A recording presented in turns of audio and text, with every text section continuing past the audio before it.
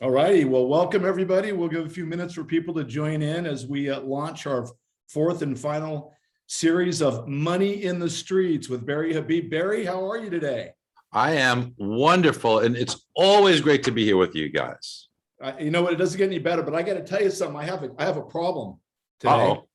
I need questions because I've got signed books that have to find a home today. So I hope we can elicit some great questions on our final of our fourth series of Money in the Streets. So I've got 20 books here waiting to get out and find a home. Oh man. Signature on a lot of love from you. So, hey, we're fired up today. It's a big day, a big news day. I think we've got something happening here at 1 o'clock right now. What is that's going on, Barry, in the market?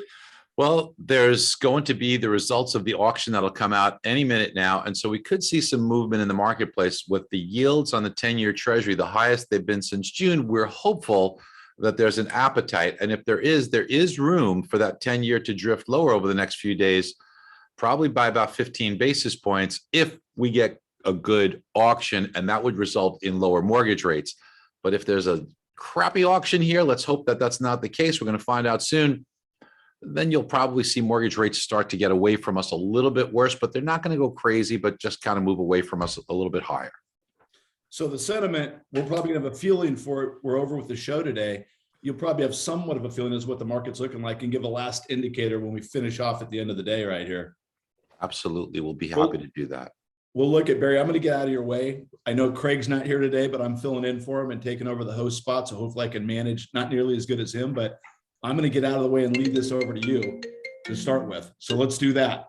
Well, you always do a great job. All of you guys do. And Craig is amazing as well. So, hey, everybody, I hope that those of you that have joined us are doing just amazingly well today. Pardon me. I think today is going to be a little bit different than the ones that we've had. This is the fourth and final one of the series. So what we're going to do today is we're going to have a little bit of a broader approach. Yes, we always like to talk about tactics and the real estate market and the interest rate environment, and we're certainly going to cover more of that too. We're definitely going to review what the auction results were before we close and take a look at the market live in real time, and I'll kind of give you a feel for that. But I think that one of the most important things that happens in our life is relationships, right? And I certainly have grown a lot and made a lot of mistakes in my years of being here. And, you know, I've got to tell you that that the gentlemen that are on this call with us, you know, Mark and Dave and Doug and Ron and Craig, they are examples of how to have great relationships with people. They really are. And I think that part of great relationships is trust.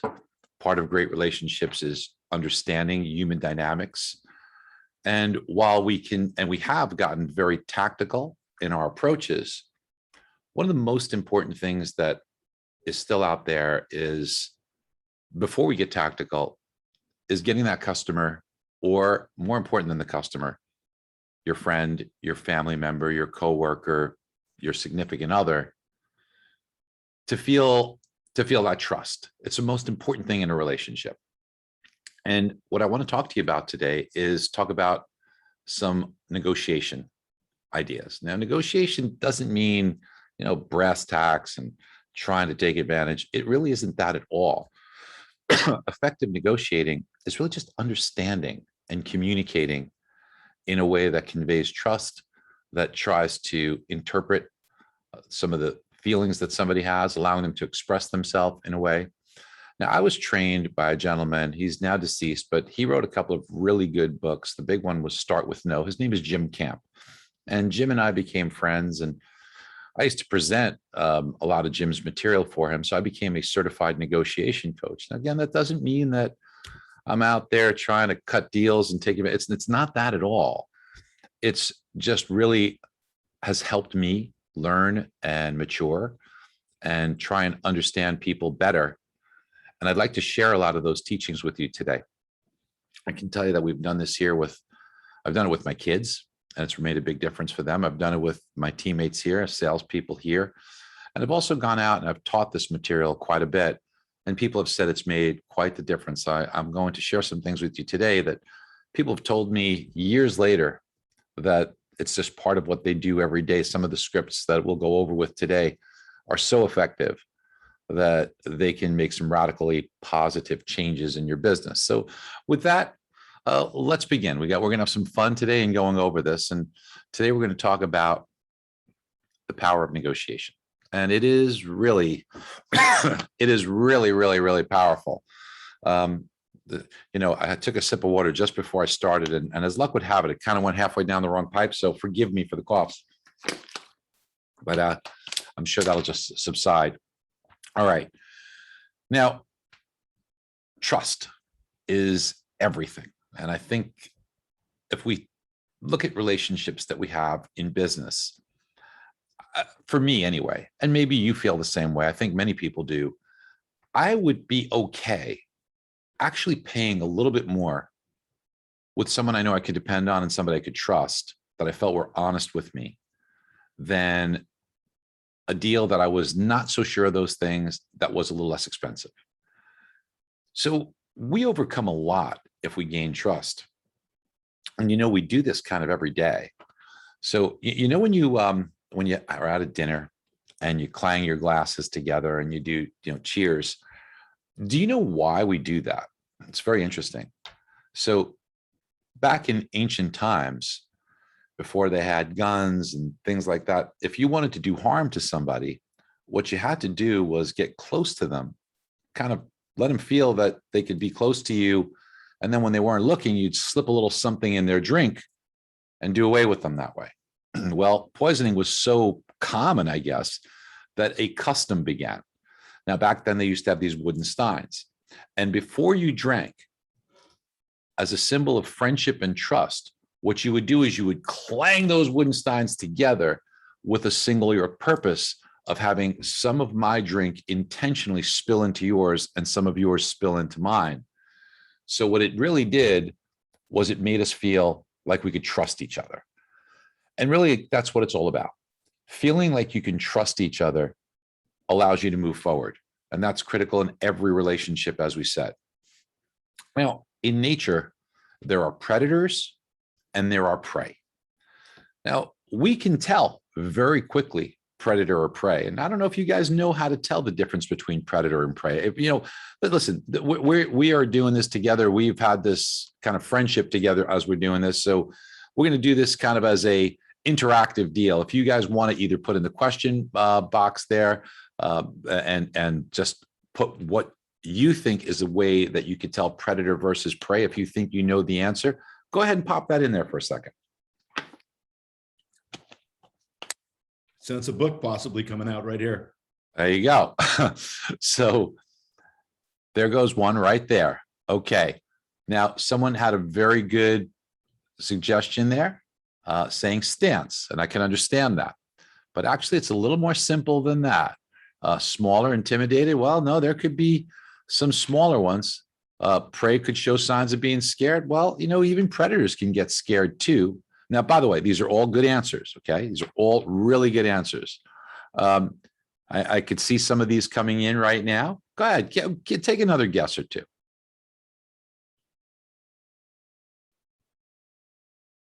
These are good. Boy, These are Catherine. good.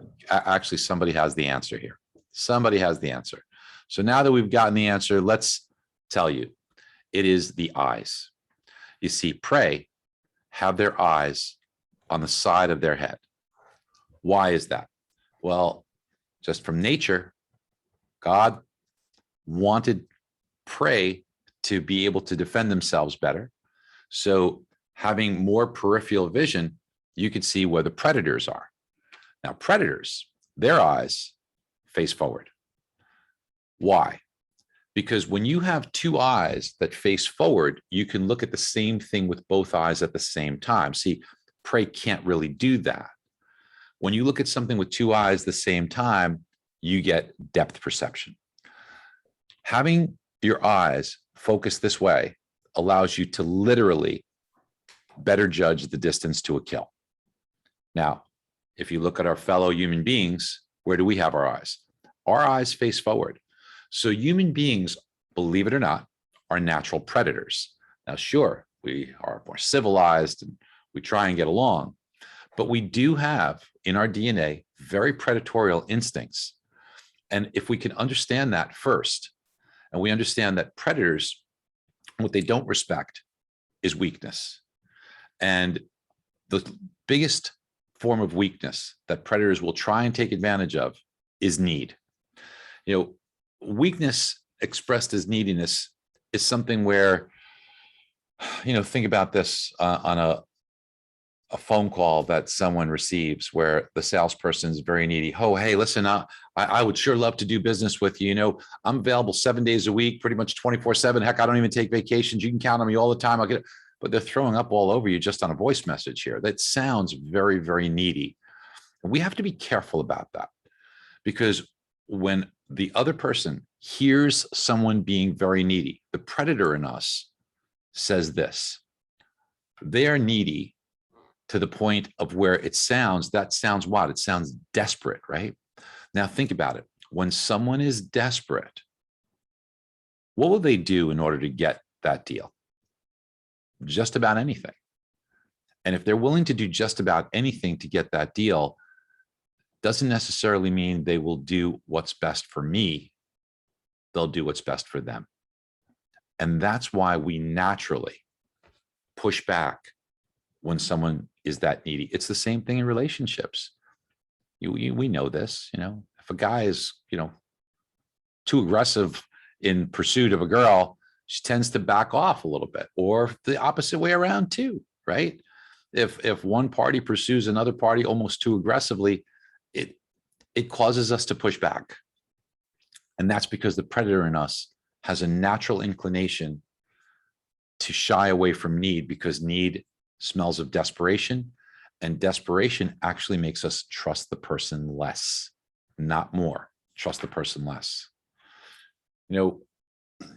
What we need to do is we need to let go. Now in South America, there's these spider monkeys that are very valuable. And when hunters found an interesting way to capture these nocturnal creatures, what they did was at night, they put these very heavy boxes with the monkey's favorite food, and they were ventilated.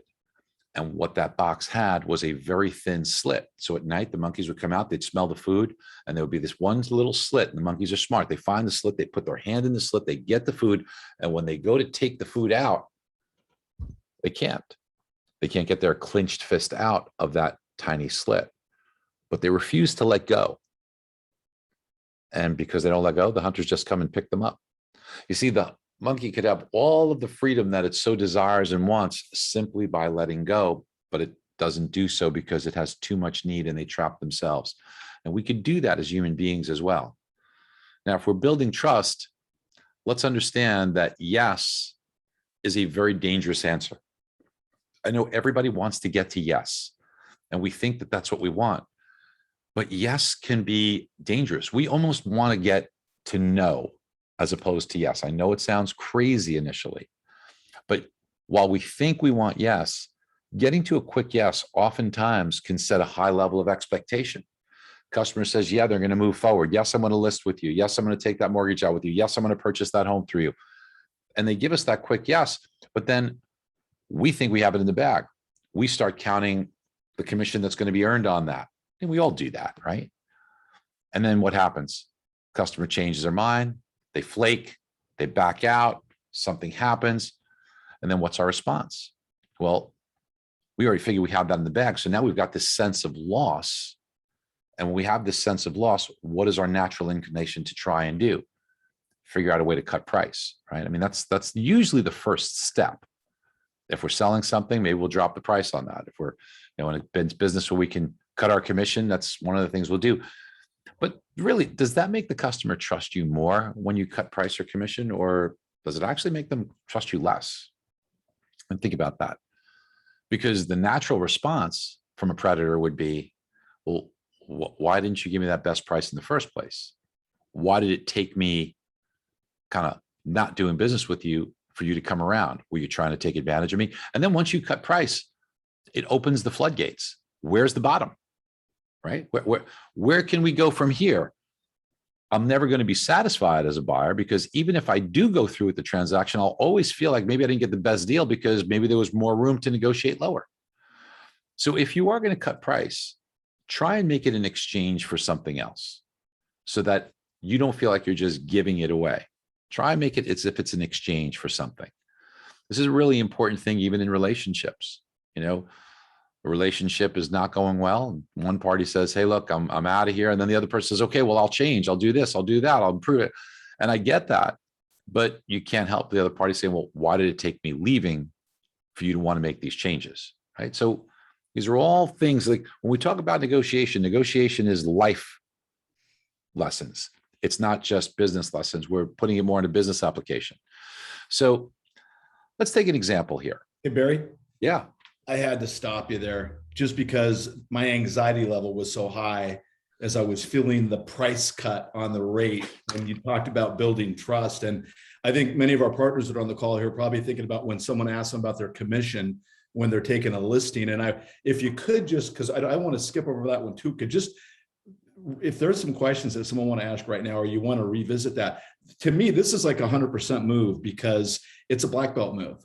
If you can hold the line on what you just said is so powerful about building the trust in that moment of exchange. So I don't know if you want to address. So just a very quick. So when I was in the mortgage business, people would ask that all the time, and I would say, listen, you know, profit is needed. You know, now could somebody else do it for less? I mean, maybe they could, but where are they going to shortchange you? I mean, you want me to be able to provide great service for you, right? You want me to have the best people that could work on this. That costs money. You want me to be able to give you the turnaround times you need. And the reason why we have such a good reputation is because we do what we say we're going to do when we say we're going to do it. That's the definition of integrity. So I respect the fact that you want the best deal possible for yourself, but the best deal isn't just about price. The best deal is about closing on this transaction when you're supposed to close it, having somebody on your side that has the experience and the skill to be able to help you figure out the best products and the best programs. Because look, the best price on the wrong strategy is much more expensive than a competitive price on the right strategy and game plan when you're getting the right advice. And that's what we try and do. That's why we may not be the very cheapest in the world out there, but we're competitively priced. We're right there. You know, we're not head and shoulders above anybody price wise, but we are head and shoulders above them in the advice and the service that we're going to give you. Well, And it really depends on what you want. I mean, what is it that you're looking for? Because if you're looking for, you know, the lowest price and you want to purchase this home or this mortgage like it's a flat screen TV on Amazon, well, you know, we're not the right person for you. Listen, you know, Ron, you bring up such a good point. So one of the things, and I taught the guys here in my office do, they're much better than me, is juggling. So I had a juggling instructor. Now, I'm not that good anymore, but I used to be able to juggle okay with 3 balls. But, you know, you got to see my kid, Dan, and some of the kids here, they throw them back and forth. My claim to fame is just that I taught them. So when you first learn how to juggle as a systematic way, you do it, and you start with 2 balls. And when I started juggling, my teacher said, okay, throw one up with your non-dominant hand first, then the other. And then he would say, okay, then just let the balls drop. I'm like, well, what are you teaching me if I'm just throwing up and letting them drop? He says, you don't understand. He says, if you're too frantic that you got to catch every one, you'll never be a good juggler. He says, you want to be a good juggler? Understand that you're not always going to catch the balls. And I think it's like that in life. I think it's like that in business. If we are so frantic and frenzied that we got to get every deal, we're just going to be frustrated.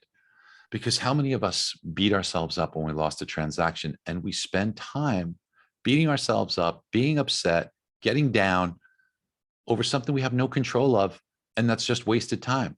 If we could learn that that's part of it and we're just going to lose some of them, then we could take all that energy and all that time and be productive with it. So it's better to hold the price, it's better to keep your reputation, and it's better to lose a couple of transactions here or there, or to work it out where you can give a cut in price in exchange for something else, a faster closing, a referral, this, whatever it is. Where that was beautiful. I had to hear that again, because there's so much more to that from a mental perspective, to not beat yourself up and lose your day because maybe you lost a transaction, but that maybe wasn't the one you wanted anyways, because if they won't play in your rules, what is it really worth? So I'll get back to the points here. But let's take a look here at a sports car. So let's just say if you've got someone who's a car salesperson, okay, because this isn't just in our industry. I just want to give you an example. So car salesperson, they have been trained just the way we're learning here in negotiation. Now, customer who's already all lathered up about the sports car comes in and they're ooh, ah, goo goo, gaga. They really, really want this thing. And then they go for a test drive. And all you hear is, oh my gosh, it handles so great. Oh my God, just the leather smells so good. Oh, it feels so wonderful. It's such beautiful. Now, a typical salesperson would say, well, this is going to be an easy sell. I got them. But there's a difference between making a sale, having a transaction, and building a relationship. So rather than go for the yes, rather than go for the kill, the experienced negotiation trained salesperson would say something different to the customer. And I'm going to ask this to be interactive with you. Okay. So just get ready to go to the question section for a minute, folks. So let's just say you're that customer. And instead of going for the kill, I would say, so tell me, what are your thoughts? And they go, oh, great about the car and how wonderful. I said, well, it is true. The car really does handle very, very well. But I want to just explain something to you. One of the reasons why it handles so well is because the tires on this car, well, they're made of a pretty soft compound and it grips the road great. Problem with that is that they tend to wear out more quickly. And I can see based upon the car you brought in, they're probably going to wear out more quickly. And the other thing is they're more expensive. So before you decide to purchase this car, I don't want you to have any surprises. So I just want you to think about that and know that so you're not surprised that you're going to need tires more rapidly and they're going to be a little more expensive before you make a decision to purchase this car. Now, here's the interactive part. Can you please tell me, if I just said that to you, I'm the salesperson, you're the customer, could you just please tell me what words come to your mind about that salesperson? So please just jump in and I'm monitoring it. Okay, it builds trust. What else, team? Integrity, honesty, belief, all good things, team. Go ahead, please kind of put a couple more in there because let's be engaged together, okay? Upfront, honest, trustworthy, knowledgeable. Now, folks, okay, that's great. And thank you. Thanks for being interactive with me. If I can, in a few moments, get my customer to feel that I was knowledgeable, upfront, honest, trustworthy, would you agree that I have a much better chance of not just doing that transaction, but many more transactions down the road? Now, how did I do that? How did I get that? Did I get that from trying to sell them and tell them all the good things? Or did I get that from telling them all the things that were wrong with the transaction? See, by putting myself on the same side of the table as the customer, by looking at this with them and pointing out as their advisor, as the person who does this for a living, as the expert, here's what you should be careful of. Let me warn you and alert you to this so you're not surprised. By telling them everything that's bad and protecting them, I now have probably a customer for life with many referrals, because who else are you going to do business with?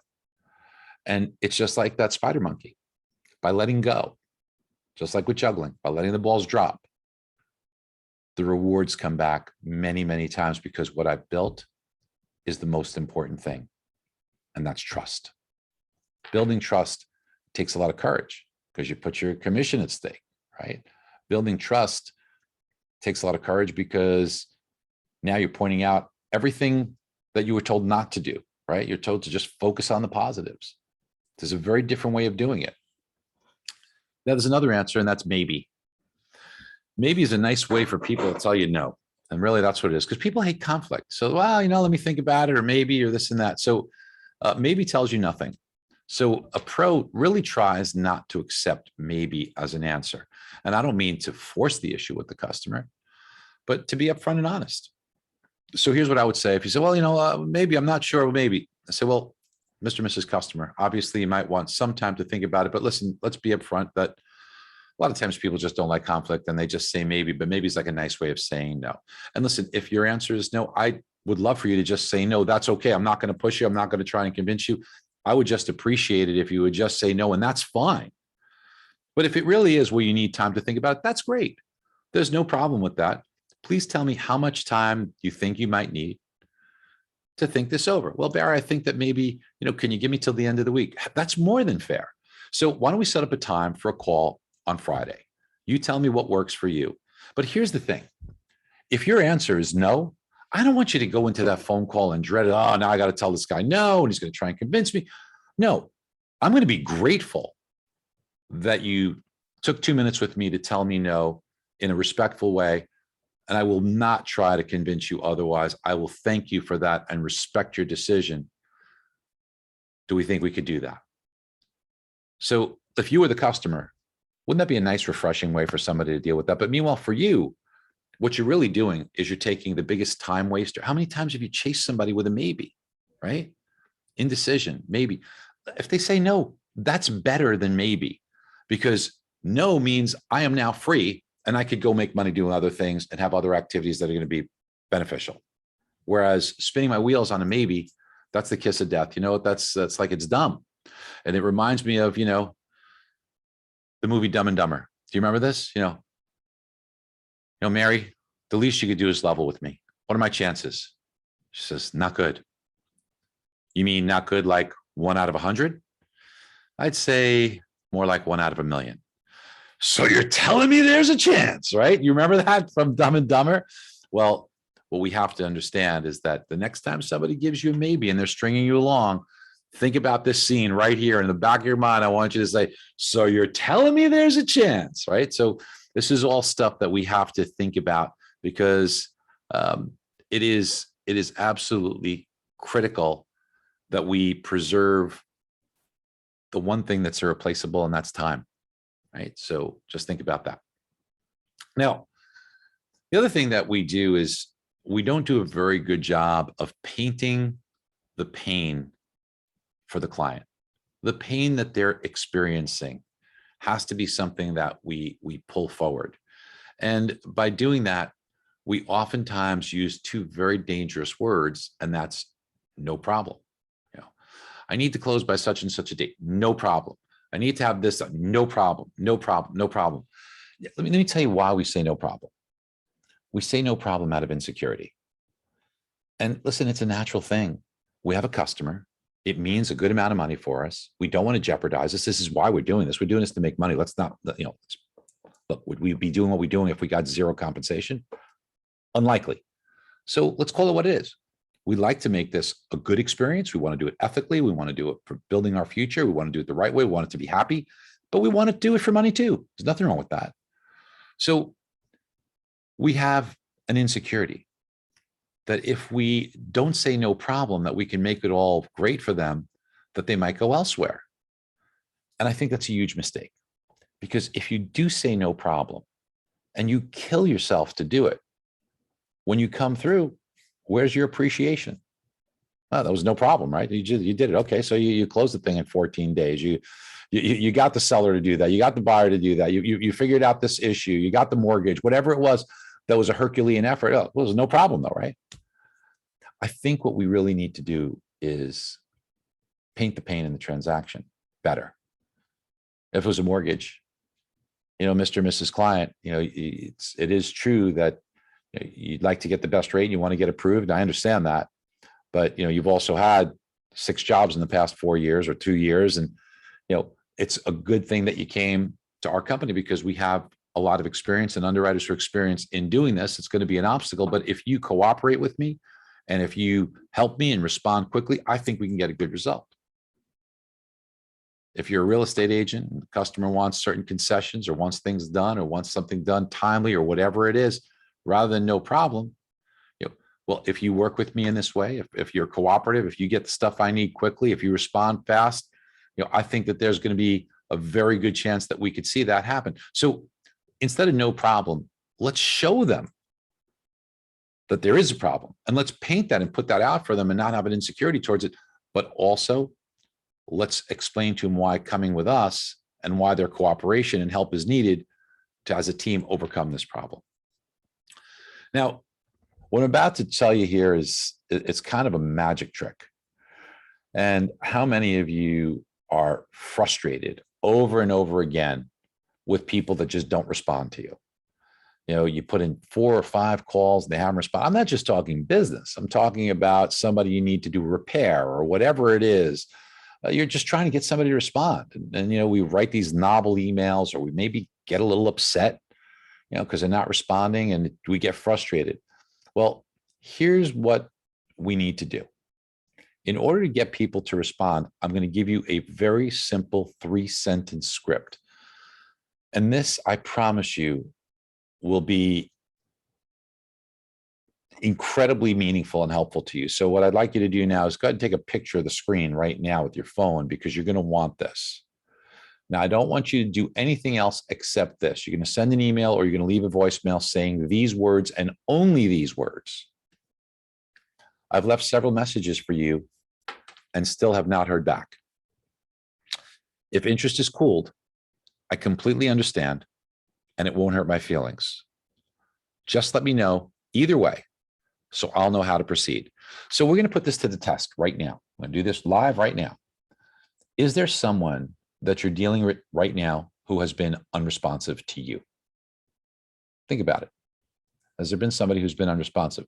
And listen, keep us all part of the loop here. We're all in this as a team. If you want to put it in the Q&A, just tell me if or tell all of us. Is there someone who you could think of right now who's just not returning your call right now? Okay. So it looks as if there are a few. John, so funny. Well, John, try this. Okay. Good. Team, let's do this. Let's just have some fun together, right? Don't be afraid. Barry told him not to be afraid. Let's get up here. Oh, no. So guys, I have well in excess of 2,000 emails that I've gotten from people that have done this and I've said this has been life-changing. Okay, do me a favor. Take this message here and either put it in an email to them right now. If you have access to email or if it's a quick voicemail you want to do, let's just take 30 seconds. Please think about if there's somebody at work, a customer that's not responsive, an individual that is a contractor or somebody who you're relying on to get work done somehow, and they just haven't been responding to you. It's a pain in the ass. Just take this 3-sentence script and send it to them, and we'll see that by the time we're done, if they've responded. So just go ahead and do that. Now, team, I can tell you that this works in so many incredible ways. We have had not only incredible success in teaching this, but in customers, but we had, even over the summer, we had a lot of young kids come in over the summer to work with us. And, we put them through some negotiation training too. And what a lot of the young guys did is they came up to me and said, Mr. Habib, this even works with some of the girls I'm trying to get to call me back. So, this is such a powerful script.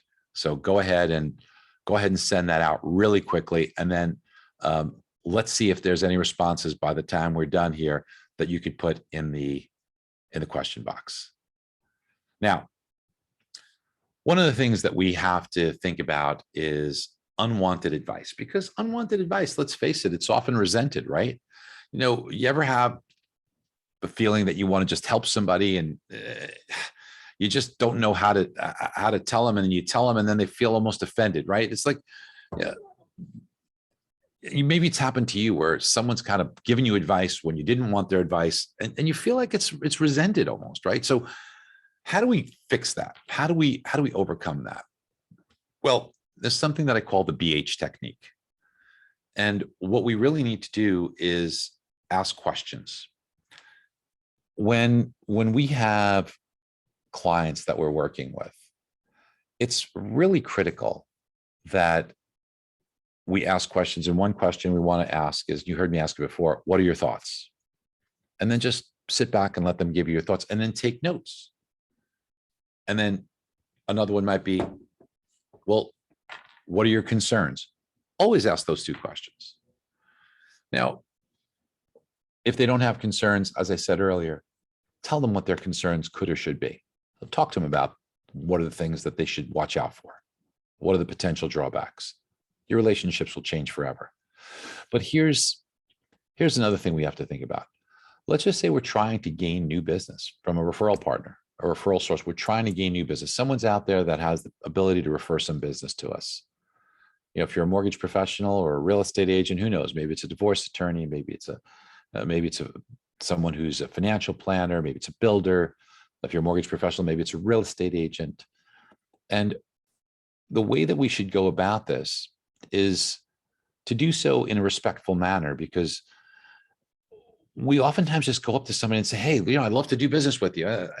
That's kind of if I were to go up to a girl that I just saw in a bar sitting on a stool and, walk up to her and say, hey, you're kind of attractive. Why don't we have kids together? She would say, you're crazy and get out of here, right? That wouldn't be a very successful way to approach things. But doing so in business has almost a similar effect. So what we have to do is we have to be careful. So what I would say, if we're trying to build new referral sources, let's first research them. And look, heck, even stalk them a little bit. You could do so today. You can go on Google, you can go on their website, you can go on Instagram, LinkedIn, Facebook, and you can learn a little bit about this person. And what you'll also be able to do at that point in time is you'll also be able to see a lot of the positives about them, because people put stuff on their website that's always flattering. So now when you make a call or an introduction, it's a little bit different. Hey, congratulations. I see how successful you are. I read that you were the top producer 2 months ago in your office. That's amazing. I always love to get to know people who've got great stories. In fact, I'm sure that your time is tight, but would you have tops 20 minutes? And I promise to keep to those 20 minutes where we could talk about, some of the successes. I'd love to just interview and learn more about you. Now, that's very flattering for most people. And when you do, what you want to ask them is about, what does your typical customer look like? And let them talk about that, because what their typical customer looks like may not be what your typical customer is. And ask them, the second question would be, tell me, where do you see your business going in the next 5 years? Well, here's where they can tell you what their growth thoughts and opportunities are. Now, all along as the interviewer, do not interrupt them, but take notes. Think about who can you connect them with in your Rolodex. Think about ways that you might be able to help them achieve their goals. Third question. Tell me what you love about the current relationship that you have that you're referring transactions to. Very innocuous. And here they'll tell you all the nice things about their current relationship. But meanwhile, what you need to be thinking about are those things you could do. Can you live up to what their expectation is? Because if they do or need certain things that you can't provide, that's interesting. I love the fact that, I can call my person up 11 o'clock at night, no problem. They don't care. They'll stay on the phone with me for an hour. Well, maybe that's not what you want in your life. Okay. So remember, in life, it's not getting what you want. It's wanting what you get. Right. So we want to be careful here. And then the final question I would ask, the fourth question is, if you could, what would you change about your current relationship? That's a nice way of saying, where are they deficient? What don't you like? Or what are you missing? And then don't say anything, because it might take them time to process. Well, I mean, everything they do pretty good. Okay, well, you sure? Is there anything at all that, you wish you had more of or access to, or, and chances are they'll start to really spill the beans here and give you the gold once they get started. And now here's ways for you to think about, what can I do to really make them happy and improve upon what they're expecting? And now, if the 20 minutes is up, you could say, well, our time is up. I've taken some great notes. I'd love to talk to you about it. Or unless if you have 10 minutes now, why did we ask for 20 minutes? Because it's very easy, but also people don't typically book appointments every 20 minutes. So you usually have at least 10, if not 40 minutes until their next appointment. So what we'd say here is, well, if you have 10 minutes now, I can go over it with you. And here's where the BH technique comes in. And the BH technique comes in because the B stands for the word because.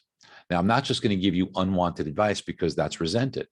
So I'm going to say, because you said you were looking to grow your business into these different areas, here's something I might be able to help you out with. Because you said that some of the technology that you were looking to include, you're unfamiliar with, here's some of my experience with it, or where I could help out.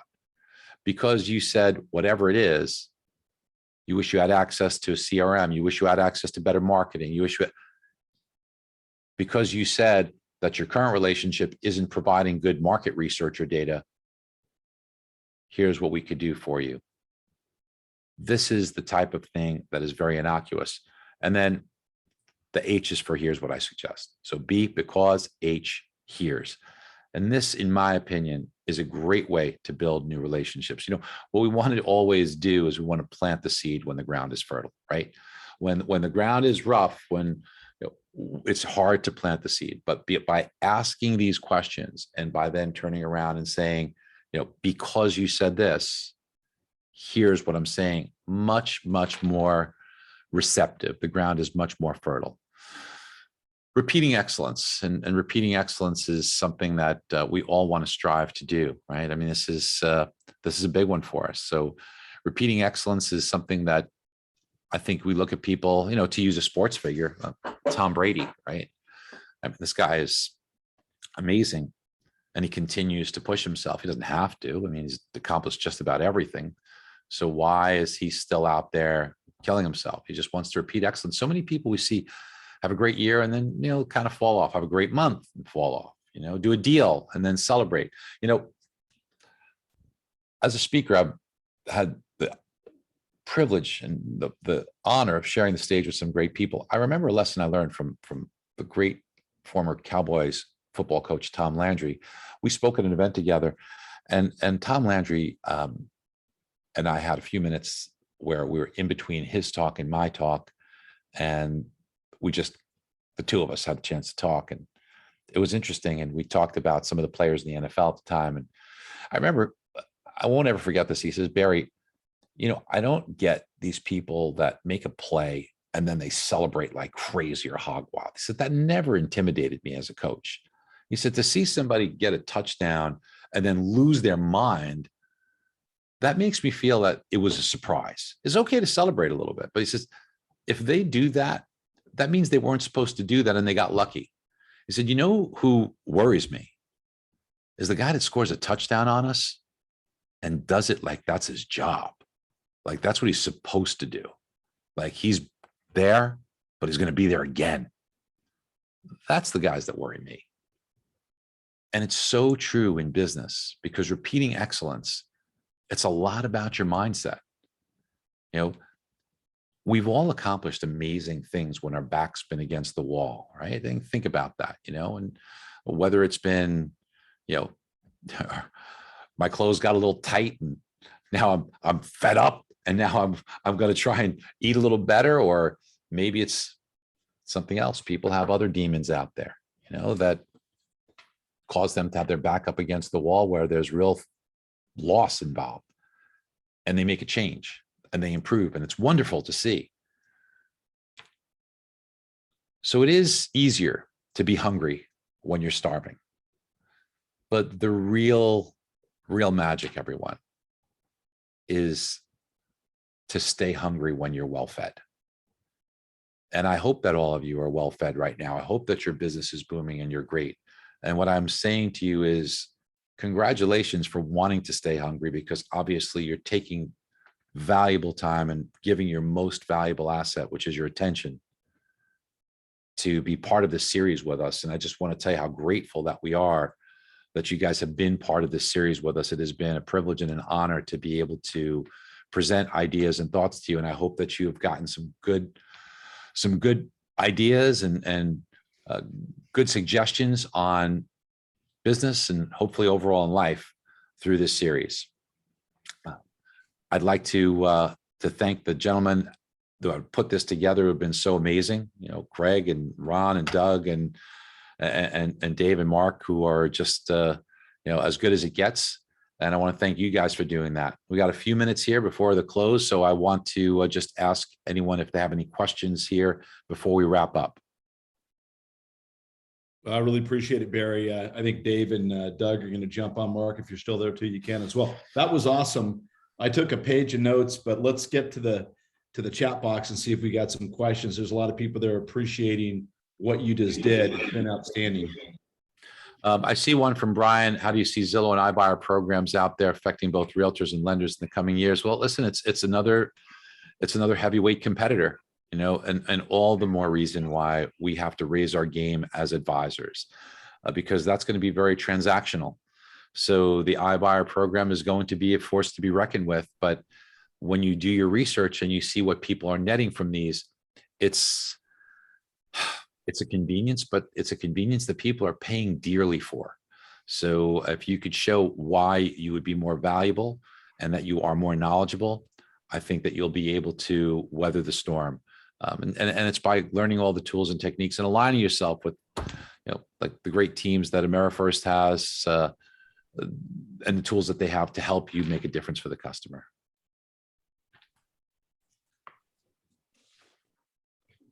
And thank you for all the kind, thank you for all the kind comments that I'm seeing too. Yeah. Dave? Yeah, I was just trying to make sure we got all the comments out here. I see James takes bravery, discipline, and professionalism. Thanks for sharing this with the audience. It does, that's what we've been saying. And as I listen to you, Barry, techniques, excellent techniques. So those are, again, I did notes, but I also used my my camera, Ron. That makes it a little easier. You can listen as well. But really good advice. And Barry, I got to tell you, when you did the one that said, to send that, if you haven't heard back, I started looking at my email. Going, all right, crap, did I get something from somebody? Did anybody send that out and get a response? Yeah, that's where I was going. I wanted to see if You probably anybody. got 25 of them. That's what I was afraid of. I said, "Ah, crap, it's gonna blow up on me now." No, but yeah, we'll let us know, guys. I think that was a good challenge. But techniques, you know what? Techniques are what set guys apart, right? And you don't have to come up with your own ideas. Use the ideas that are tried and true. And Barry, those were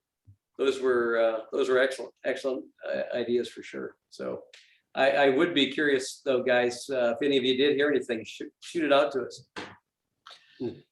Barry, while we're doing that, I will tell you, one of the things that drives me nuts is when people say no problem, because you could have an 850 credit score borrower with 50% down, credit, income, assets are fine, but all of a sudden appraisal may come in bad, or their title is bad, or you told me there's gonna be no problem. Well, there's always a potential for problems, right? So, and there's a value add by going with the right person, and I 100% agree. When you say no problem, you have really diminished your value.